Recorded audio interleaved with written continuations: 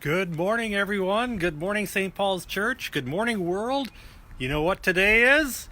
It's Resurrection Sunday. Jesus is risen from the dead. He is risen indeed. Today is a day to celebrate and rejoice. And today is a day to ring out the truth of the gospel of Jesus Christ.